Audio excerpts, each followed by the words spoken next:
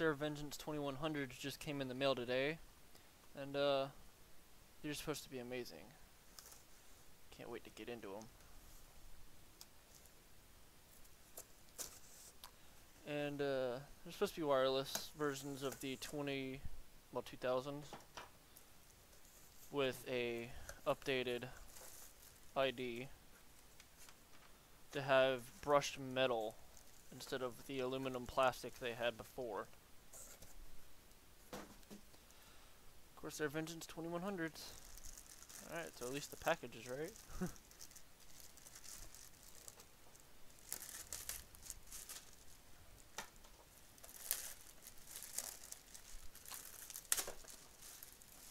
Pop this open. There we go. Package looks really nice. There's the brushed metal finish instead of the plastic crap. So let's see here. Audio sans fill 2.4 gigahertz, Dolby headphone 7.1 sound, blah blah blah blah blah. So now we're gonna unbox. Okay, so on this side there's two plastic little tabs. We're just gonna slice through those to start this thing.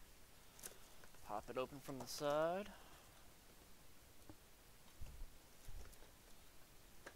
And then the whole thing slides out.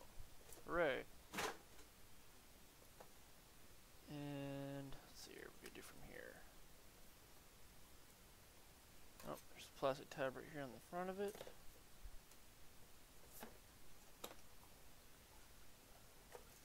And here we go. They have a nice kind of feel to them. Let's figure out how to take the plastic off. Or is it taped at? It's taped in the inside of it.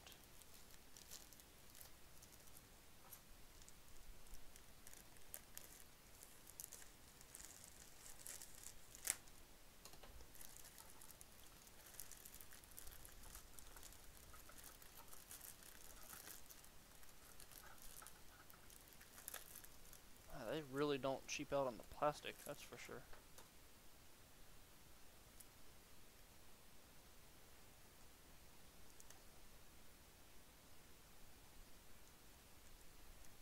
Alright, fine. Screws like that. Wire cutters. There we go. Right.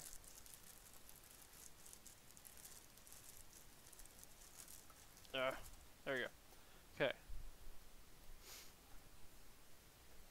So there's the headset. It has a kind of flexy feel to it. The cups rotate 90 degrees, only backwards, not forwards. They only go about 35, 45 degrees forward. Still, and they should fit nice. What else do we get? We get the wireless USB receiver, dongle, and that's it in there. Just a little USB stick. USB extender. I don't think it's, yeah, it's just a blue connector. It's not USB 3.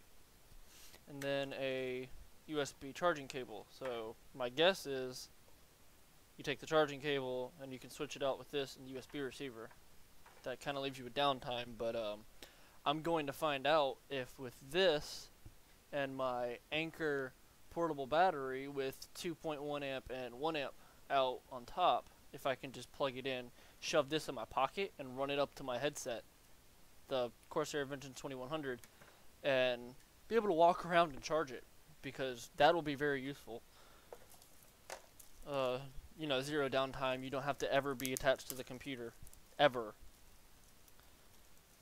Let's see here, the instruction booklet pack.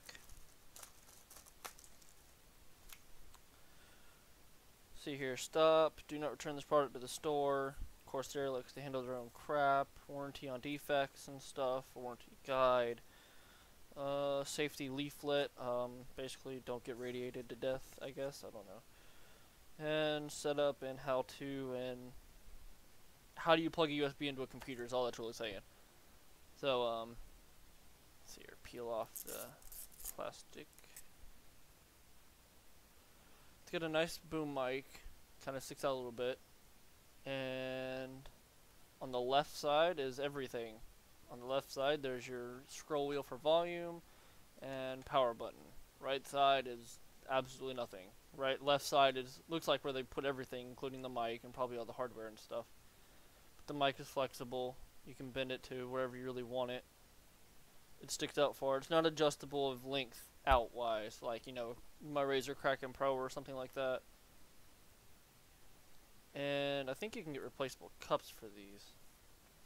But yeah, you'd have to peel the whole thing off.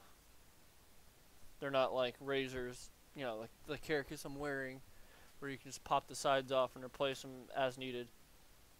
These apparently, the biggest problem with the Corsair Vintage 2000s, I've never owned the 2000s, but from what I heard, was right in here where these joints are, where they can turn like that, like right in through here on the insides of them, they can crack really easily.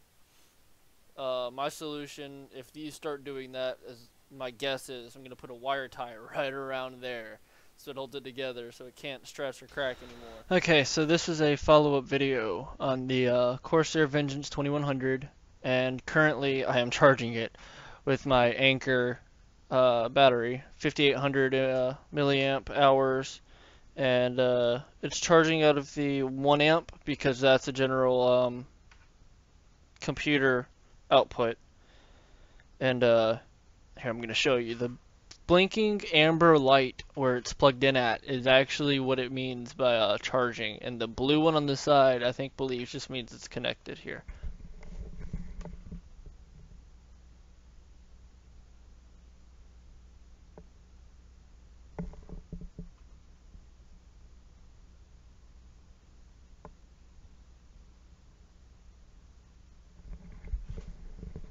The blue one means that it's actually connected, and the amber one pulsating like that means it's charging.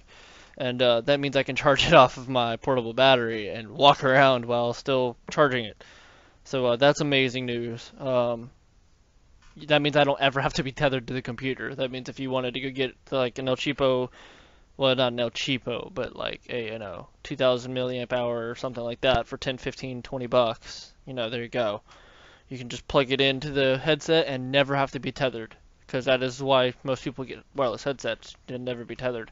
The battery on this does say it lasts 10 hours, but I still just got it and I'm just doing reviews about it and stuff. And yeah, I haven't actually had a full day with it yet. Initial thanks and thoughts is it's comfortable on my head. It's not like too pressurable like the Razer Kraken Pro or something. But I'm recording the audio, of course, off of it as well. I don't believe the audio quality on it's that great, but that could be because it's wireless. I don't know about all that. Other people I've heard about it say that it's not outstanding. I'll let you be the judge, because my unboxing video was done with the Razer, I can never pronounce it right, but the Caraccas Pro, or not Pro, but just the Razer Caraccas, the non-2013 edition. That's what that one was recorded with. This is recorded fully off of this, the 2100, and the sound quality is amazing. Way better than the Caraccas, but the mic quality is kind of lacking thereof. The bass on it does work pretty well. Corsair has their own software. After you download it, Windows can no longer like affect the bass and stuff, but they have a really nice equalizer with some really nice presets, and the bass does kind of get down there. The Razer Kraken Pro has a lot better bass, and the Megalodon from Razer has a pretty decent bass. I haven't listened to the Megalodon to this recently, so yeah, but it does have really good sound quality, but the mic quality I believe is lacking. I think that's about where I stand on that. I haven't played any games with it yet, but I listened to some of my really good music, and oh yeah, it's nice. For wireless headsets, it's definitely nice. It beats the Caraccas straight up. The Razer Kraken Pro, I don't think they would beat those, but it is wireless, so that's the big selling point about them. But If this is your first jump into getting a wireless headset, I'd say go for it. I mean, for 150 bucks, it's not bad. Wait till they go on sale or something, then you're golden. Um, if mine ever does get stress cracks or something, like most people's do, well, the 2000s did, I will definitely repost about it and say that they did crack. They say that they've upgraded durability, and people that wear them carefully all day and carefully put them away every day for 3 months, they break. So I have a buddy that actually has a pair of Corsair 2000s. His broke. He just wrapped it with tape. Hey, well, to each their own. They feel great. The memory foam on them is really high quality. Here, I'm going to show a test of that.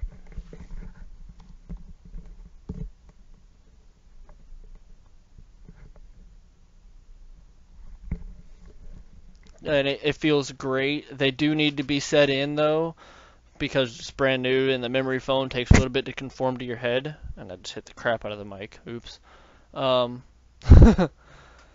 but yeah, they feel nice. Like they have a little bit of weight to them, but it's not like, oh god, I'm gonna freaking crush my head under wearing these headsets all day. No, they're not light, but they're not too heavy. They have a reason to be so heavy, it's so they can fit your head really nice. They stick out quite a bit, but I don't think that's going to be a problem if they're wireless. I mean, I can probably sit here and I don't know what's going to happen when I unplug this. And looks like we're still going, but yeah, now we're wireless completely. And I haven't done a range test yet. Probably going to walk around with my Nexus 4, attach a video of it, and I'll show you how far I can go in my house before it, stops working. It says 40 feet, but that's probably under best conditions, stuff like that. I could probably take a measuring tape and just walk with the measuring tape until it can't go anymore and be like, well, this is how far it went. Actually, straight back behind me is nothing but like woods and stuff. Clear out to a line of trees.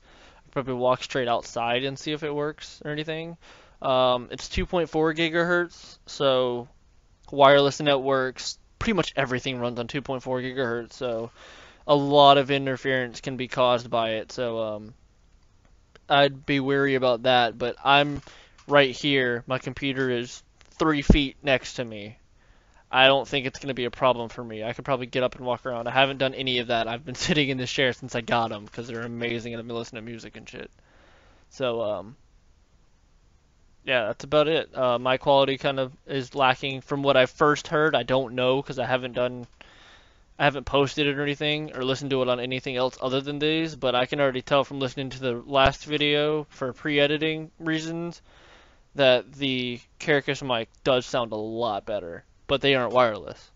This is the first wireless headset I've really had that had a mic on it, so other than Bluetooth, but Bluetooth we all know sucks, so that's fine. But yeah, that's the first update I have about the 2100 wireless charging. Well, not wireless charging, but cordless. You don't have to be attached to anything. It can go in your pocket. That's all that you have to worry about. It's just it can go in your pocket and you can walk around. So, from what I hear, if you full charge it overnight, you don't have to worry about it. It's 10 hours. But some people, like me, I'd put them on and walk around the house for 10 hours. They're pretty comfortable. I don't think they're going to, get irritated. The Razer Kraken Pro, the ones I keep referencing, they do put pressure on your head. Like, they are really comfortable, but their leatherette thing instead of this cloth actually does put pressure on my head. It doesn't hurt my head, it's my ears. Like the tips of my ears is what it really starts to get and bother because I have sensitive ears. These, my ear fits completely inside of it just like the Razer Kraken, and like they're not rubbing on my ears. Like the Razer Krakens have they just touch the tips of my ears and it just irritates them enough that it's just for extended periods of time. That's 3-4 hours. Okay, one other thing to note, the Corsair Vengeance 2100 has I've heard of it before. I can't remember the technical term for it anymore, but when you talk into it, it actually plays back through the speakers, so I hear myself right now faintly through the headset. It's not a Windows setting. I've checked all the Windows settings. It's completely different. Like if you turn the Windows settings on, I would hear myself at the volume that everybody else would hear me at.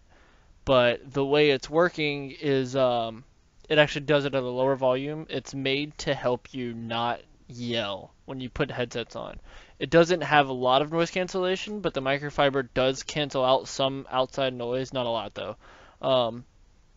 Like the Razer Kraken Pro does it a lot better, but for a trade-off, it's pushes against your head a little bit more. But it's not that big a deal. It's you can't turn it off from what I've noticed, and also the drivers that I went and found are the 2000s drivers. So they don't actually have a separate set of drivers yet.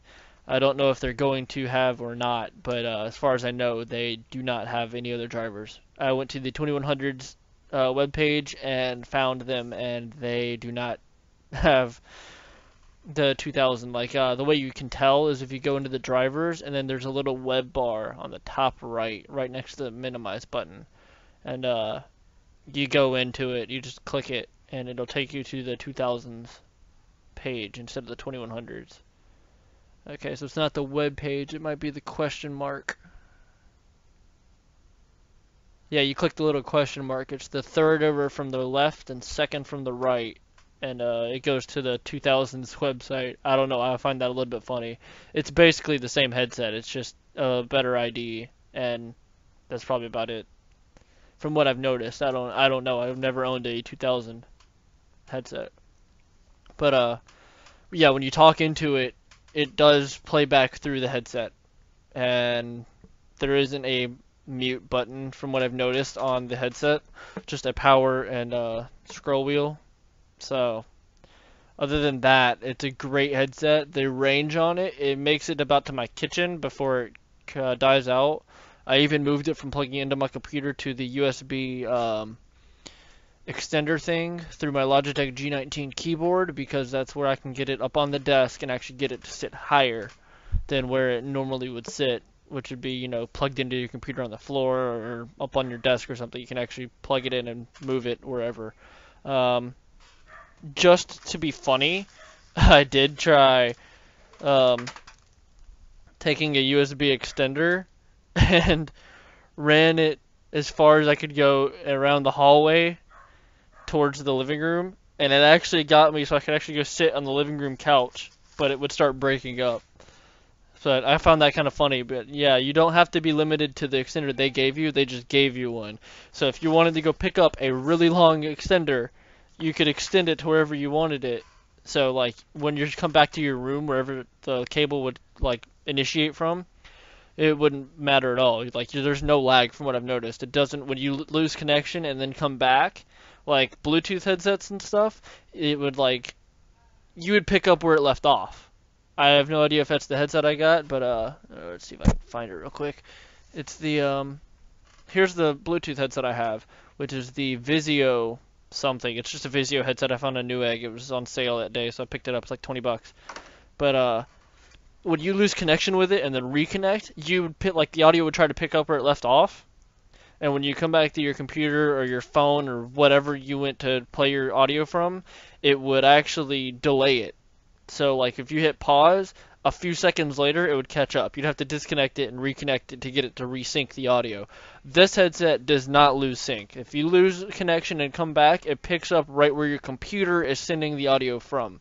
I don't know if that was that Bluetooth headset specific or my phone, which is a Nexus 4, that was doing it, or what. But I know that I was wondering, if you lose connection with this, what happens. If you unplug it, Windows, at least Windows 8, defaults to whatever your default one was before that. So for me, it was my Logitech speakers.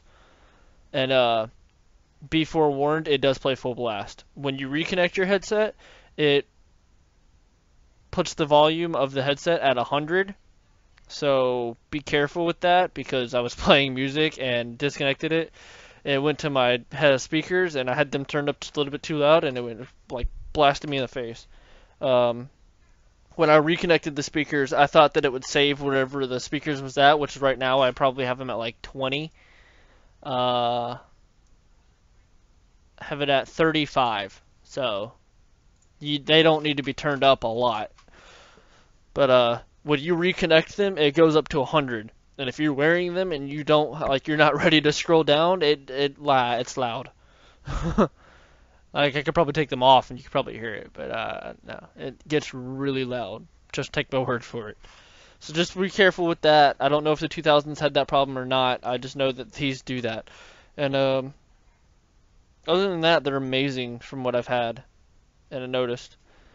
So yeah, that's about everything I have to say about these headsets. Unless they randomly just stop working or die, then they're pretty amazing.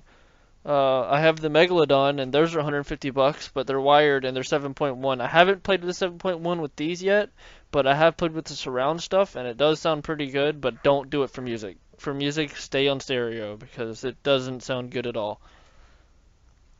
Um, Other than that, these headsets are great. That's all I have to say about them. I don't have any really complaints about them other than, of course, they have to reset and stuff. Like some headsets I've heard take up to like 100 hours or something with that to break in.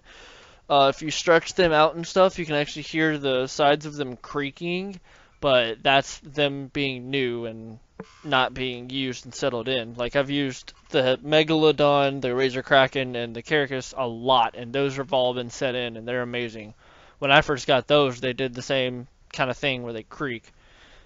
But other than that, they're pretty good. So that's all I have to say about the Corsair Vengeance 2100. And thank you for checking all this out. If you watched this all the way through and followed this all the way through, then great. Probably going to compile these into one video. I haven't figured that out yet. So I guess you'll find out by the time you're watching this. Ha! Thanks for watching this, guys. I'll talk to you guys later.